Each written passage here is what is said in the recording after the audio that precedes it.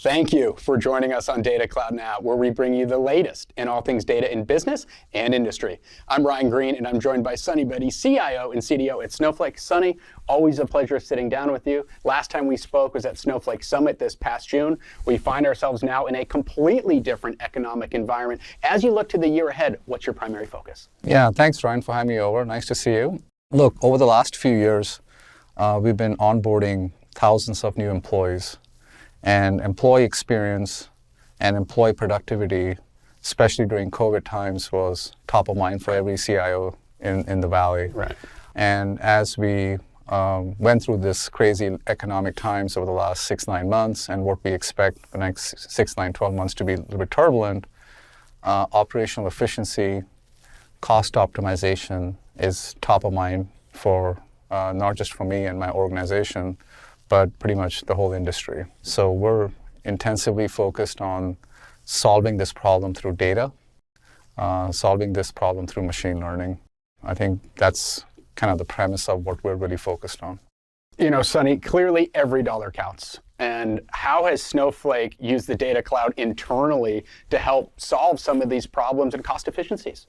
Interestingly, 3 years ago, when we started looking at the whole COVID situation that we were dealing with, we wanted to have a really amazing user experience and employee productivity for all the users, all the employees that we're onboarding.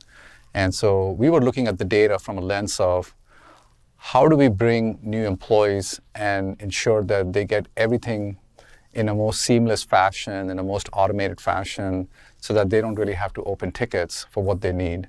We wanted to make sure their week one, month one, quarter one experience is full of productivity, full of employee experience that's rich with the things that they really need to be productive. Interestingly, when we started to look at that data 6-9 months ago, we flipped the question and we said, hey, look, all the stuff that we have given to employees, are employees really using them in its most efficient manner? So we started asking the question from the same set of data. Right. I've given Ryan, for example, this much licenses for all these different applications, this much provisioning has been done. Is Ryan really using all these tools that we have given them?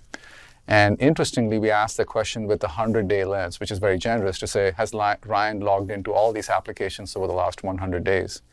And we found in big portions of those applications where 30 to 35% of the applications that we had given to employees were never, ever used. Ever? Wow. Or they weren't used for 100 plus days. Wow. So that basically triggered us the whole question around, are we over provisioning? Are we ensuring that we have given the right level of access to people?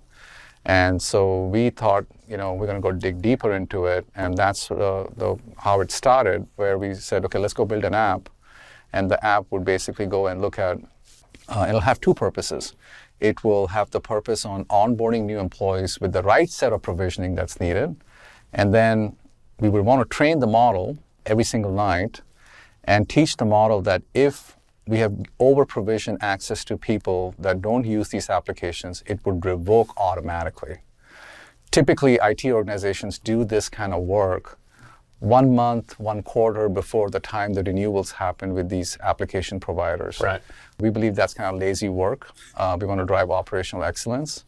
That type of operational excellence is combined with data, combined with ML, can drive amazing outcomes. And that's kind of what we have done. We have built an app that runs every single night. The model runs every single night. And all the new employees that are coming in, we are provisioning them with the right set of access so that they're productive. And then to balance that employee productivity and employee experience, we also want to make sure that we're managing our cost and driving operational efficiency. And we are also revoking access based on the persona and the app that they work on if there's lack of usage. And so we've seen some amazing, amazing results out of that. I love to hear about the app, but I have a question. Do you have a name yet? Yes. Let's hear it. SnowPatrol. First off, absolutely. I feel like I'm ready to go skiing right now. I Absolutely love the name, Sunny.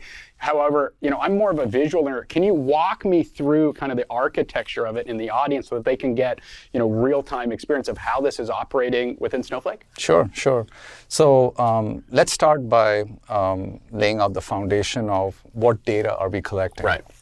We use Workday as our core HRMS system. That's where the onboarding of an employee starts. So a month before the employee starts or 6 weeks before the employee starts, we initiate all the data that's needed to onboard an employee, and all of the whole life cycle of an employee life cycle sits in Workday. So we get all that input from Workday ingested into Snowflake. And so that kind of tells us the persona of that employee, the department of that employee, and then it allows us to provision access for that employee day one, that they have all the right level of access. If they're engineering or they're sales or they're marketing, we give them specific personalized apps that are needed to do their function. Their day-to-day job. That's right.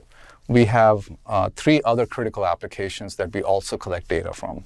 We use Okta to determine the activity of that employee on what their usage of that app is. So Okta is our identity management system, and it powers up that very important data that tells me how much Ryan is using Salesforce, how much he's not using it, how much he's using Tableau, et cetera, Right. whatever the applications are. Then comes all the assets that we have, the application which we call CMDB, and all of those applications are sitting in ServiceNow. And then finally, DocuSign is where all the contracts remain for all the licenses that we have procured. It's our CLM buy side of our repository of contracts. So if you think about it, these 4 applications and the data associated with it all gets ingested every single day into Snowflake. Inside Snowflake, we call it Snowhouse. And that's where the step 1 of the architecture happens. Step 2 of the architecture is where we are now training the model, and we're teaching the model on 2 dimensions: automatic provisioning and automatic revocation. And obviously, there are a lot of characteristics on how you want to train the model, which also goes deeper by application, by time dimension, et cetera. We're training all that model in our own Snowflake feature called Snowpark, which was GA'd last year. And so that's where we're training the model. And then finally, to visualize this, we're using Streamlit, which is also a Snowflake Right. technology. And all of these 3 things come together in the architecture to drive the outcomes that we're doing. Sunny, thank you so much for walking myself and the audience through how the app is working. But from your perspective, what have been the major takeaways? I would like to emphasize 3 takeaways. One is that there is a wealth of information sitting in these SaaS applications. They really don't justify if you're just looking at it in its own lens. I think if you want to take advantage of this information, you do need a cloud platform like Snowflake, where you bring all this data, you correlate this data, and really break all the silos and really take advantage of what the wealth of information is going to tell you to go do. In our case, we're bringing data from Okta, as I mentioned. We're bringing data from Workday. We're bringing data from ServiceNow, and we're correlating all this data. So that wouldn't have been possible if we didn't have Snowflake in the middle of it. And we're taking full advantage of these logs that are really crucial for us to go drive employee experience and cost efficiencies. Second thing is operational efficiency cannot just happen once in a while, right? It needs to happen every day. It needs to happen, in a most automated fashion. And machine learning has to really kick in and really help driving operational efficiencies and not just be dependent on humans. So Snowpark comes in there, and Snowpark is where we're training all our models to drive both the promises that we are trying to drive, both the user experience and balancing that with cost.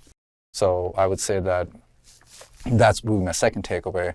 And then finally, third is that it is really around visualization. So I truly believe that the data science professionals are not satisfied with just looking at dashboards. They kind of really want to graduate and do a lot of modeling in an app fashion. They want to look at data and model it out, not just what happened yesterday, but really start to predicting what is going to happen tomorrow and future.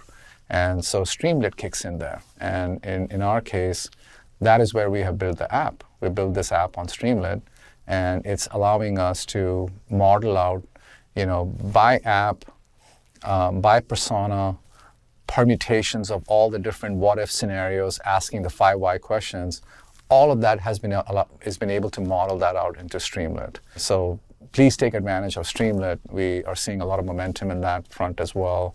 And just internally, we wouldn't have been able to do all these things if it wasn't for Streamlit in the middle of it. Great to hear kind of the overall roadmap. But how long of a period of time are we talking about, and what has been the bottom line financial benefit to this project? Yeah, so look, we have over 300 applications. We haven't taken all of the applications through this model. We've taken a subset of these applications through this model, and we've already seen over $5.5 million worth of cost avoidance, which will eventually result in cost savings. Our focus this year is to take all of our 300 plus applications and apply them through this model and do that from the priority and the spend perspective.